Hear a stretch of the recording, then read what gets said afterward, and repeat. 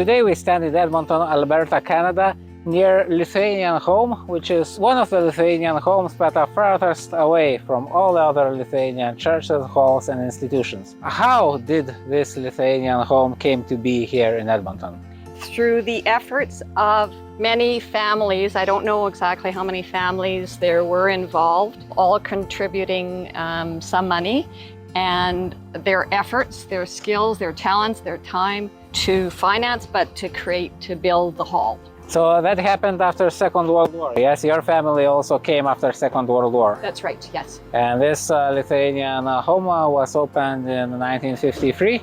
I believe so, yes. The largest Lithuanian communities in Canada, as well as the major Lithuanian churches and halls, exist in Toronto, Montreal, and Southern Ontario mostly. So how came your family, after the Second World War, took refuge here in Edmonton rather than in Toronto or Montreal? So my parents were sponsored by a family friend who organized work in Oil, Alberta, where Mom and Dad worked as, they worked as farmhands, and eventually my dad got a job in his profession, which was veterinary medicine in the federal government, and we moved to Edmonton, and luckily this community had been created, so we were incorporated into this beautiful community. You lived most of your life in Calgary, which is another city in Alberta. That's right. And there is one big difference between Calgary and Edmonton. So Edmonton has a Lithuanian home and Calgary doesn't. So how important do you think Lithuanian home was here for Edmonton Lithuanians, and how did its existence change the Lithuanian life here compared to, let's say, Calgary? The hall was so critical in maintaining our community. It was a world of difference. I think for the Edmontonians, it was a place to meet. We had Mass every week. There was a community, social activities.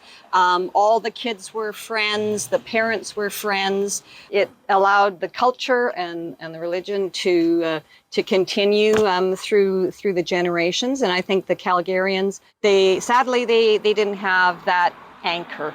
And they did come to Edmonton. We tried to incorporate sometimes events between the two cities, but Edmonton had the advantage of having this community hall. Indeed, Lithuanian home is pretty unique. It's actually a Lithuanian chapel home because the front of the main hall can be removed and there is an altar there, yes, and yes. A Mass is still held here, yes? Yes, not as often as in the old days because the community has gotten smaller, but it is a special event when we are able to have a Mass, and then of course we have luncheon and fellowship afterwards.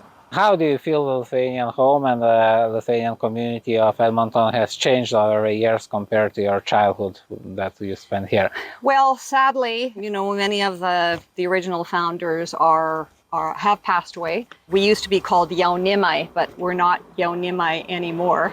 We're aging, and luckily there are grandchildren that hopefully will still be involved and interested in carrying things on. And of course, we have the new Lithuanians coming, so that's very valuable because it's new ideas and they're excited to be part of the community. So we're grateful for that. And we are grateful for the founders of such Lithuanian institutions and buildings all over the world. We map them. It's at map.lithuania.com, and we write their stories in global.lithuania.com, encyclopedia of Lithuanian heritage sites.